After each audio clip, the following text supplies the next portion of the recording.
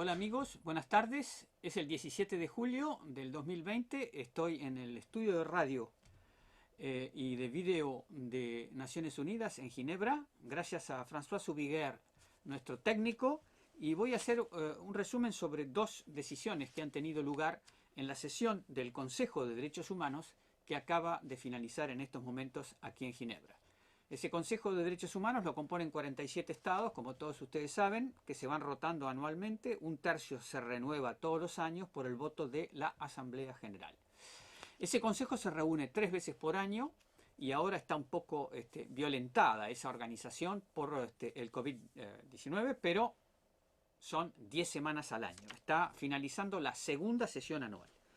Y lo interesante de lo ocurrido en este consejo, entre otras cosas, pero que me llama la atención y que quiero atraer la atención de todos ustedes, es que se retoma un poco el debate y la discusión sobre cómo proteger a las poblaciones del genocidio, de los crímenes de guerra, de la depuración étnica y de los crímenes de lesa humanidad. Hubo una resolución que tomaron los jefes de Estado en el año 2005 y ahora, a los 15 años, se retoma un poco la discusión para restablecer la vigencia de esta responsabilidad de cada Estado de proteger a su población del genocidio, los crímenes de guerra, la depuración técnica y los crímenes de lesa humanidad, que conlleva la prevención de esos crímenes, incluidas la incitación a la comisión de esos crímenes. Esto es una forma de hacer un llamado a la comunidad internacional que debe, según proceda, alentar y ayudar a los estados a ejercer esa responsabilidad y ayudar a las Naciones Unidas a establecer una capacidad de alerta temprana cuando se van precipitando situaciones de este tipo. Se ha recordado en el debate de dos situaciones de genocidio que tuvieron lugar en los últimos años y que tendrían que haberse previsto e incluso impedido. Se ponen los ejemplos del genocidio en Ruanda y también del genocidio cometido en Srebrenica contra la población de origen musulmán. Lo interesante es que se va a realizar en el año próximo una mesa redonda de expertos para debatir sobre estas cuestiones. Para convocar esa mesa redonda y definir los contornos de la misma, hubo que tomar una resolución. El Consejo tiene que adoptar una resolución. Y ahí hubo una cierta reticencia de países que se abstuvieron porque, hubo 14 abstenciones y el voto contrario de Venezuela, pero hubo 32 votos a favor. Esas abstenciones fueron varios países: Angola, Bahrein, Burkina Faso, Camerún, Eritrea, India, Indonesia, Mauritania, Namibia, Nepal, Pakistán, Filipinas y Sudán. Son países que temen, lo que se teme en todo esto es una intervención militar extranjera ante una situación de crisis.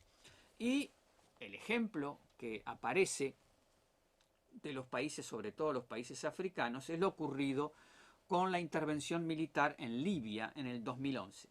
Pero hay que saber, no hay que pensar de que esa intervención militar fue una intervención tomada a la ligera, porque para tener una intervención militar, para que los países tengan la justificación de participar en una intervención, de llevarla a cabo, tiene que haber una resolución paralela del Consejo de Seguridad, porque tiene que haber un problema de seguridad para que haya uso internacional de la fuerza. Y ahí hubo esa resolución del Consejo de Seguridad que dijo que se podían tomar todas las medidas necesarias para proteger a los civiles y las zonas pobladas por civiles que estén bajo amenazas. Ustedes recordarán que en 2011 era el momento de la primavera árabe y en Libia había un levantamiento contra el régimen de Gaddafi. Y se formó una coalición internacional, la compusieron Bélgica, Canadá, Qatar, Dinamarca, España, Estados Unidos, Francia, Italia, Noruega y Gran Bretaña, y atacaron militarmente al régimen y se produjo una caída de ese régimen.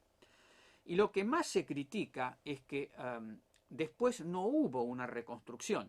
en base a un control internacional de respeto de los derechos humanos en Libia, y hoy todavía Libia es un país bajo crisis, dividido, donde hay aún enfrentamientos militares para restaurar la legalidad y la paz. Por tanto, es importante que esto se haya retomado, que con calma se van a llevar a cabo debates de expertos aquí en el seno del Consejo de Derechos Humanos, y va a ser muy interesante ver qué van a producir como directivas, como recomendaciones, para tratar de que la próxima resolución de este tipo en el Consejo de Derechos Humanos no haya una oposición, como fue la oposición que hizo Venezuela, ni tampoco haya abstenciones, sino que haya consenso. Y esto por un lado. Y por otro lado, quería llamar la atención porque sí hubo consenso, en el sentido de que no hubo votación, una resolución que fija garantías para la protección de los derechos humanos en el contexto de las manifestaciones pacíficas. Y entonces ahí aparecieron cuáles son el tipo de restricciones que pueden tener las manifestaciones pacíficas. Y allí surgieron, en definitiva, cuáles son las condiciones que se dan para que emerjan este tipo de manifestaciones en el mundo. Estas manifestaciones, ha dicho la ONU en esta resolución sin voto, pueden ser espontáneas, simultáneas, no autorizadas o restringidas. Tienen que ser pacíficas, los participantes tienen que hacerlo de forma voluntaria y no tienen que estar sometidos a coacciones. Cualquiera puede organizar estas manifestaciones pacíficas, puede observarlas, puede seguir su marcha, puede grabarlas.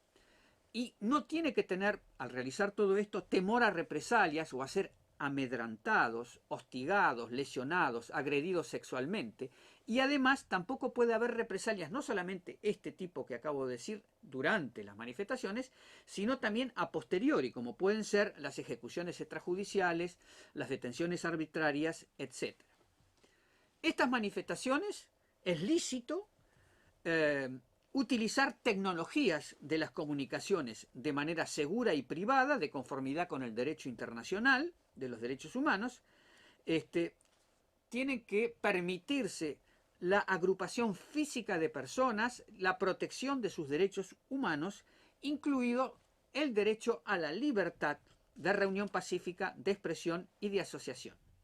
Y se pueden utilizar las nuevas tecnologías. ¿Cuáles son los peligros? Los peligros son la creciente criminalización en todo el mundo de personas y grupos por el mero hecho de haber organizado manifestaciones pacíficas o de haber participado en ellas o haber observado manifestaciones.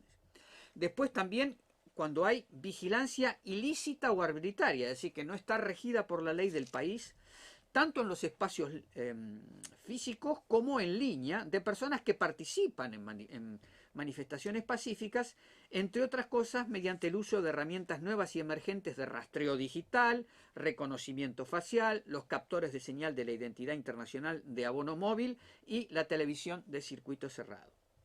Entonces, lo que plantea la ONU es que tiene que haber soluciones técnicas para asegurar y proteger la confidencialidad de las comunicaciones digitales, incluidas medidas de cifrado, uso de seudónimos y anonimato en línea, a fin de garantizar el disfrute de los derechos humanos, en particular los derechos a la privacidad, la libertad de expresión y la libertad de reunión y asociación.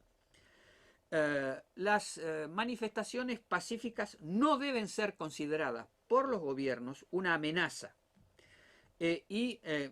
llamó la atención la ONU sobre los actos aislados de violencia cometidos por otros en el transcurso de una manifestación, que no deben privar a las personas que quieren manifestar pacíficamente a poder ejercer sus derechos a la libertad de reunión pacífica, de expresión y de asociación. Entonces, es importante porque esto fue adoptado sin voto y va a permitir que el experto independiente que se encarga de estas cuestiones va a tener que elaborar un informe para el año próximo sobre específicamente ¿Cuáles son las reglas que deben observarse las manifestaciones pacíficas durante situaciones de crisis? Desde Ginebra les informó Juan Gasparini.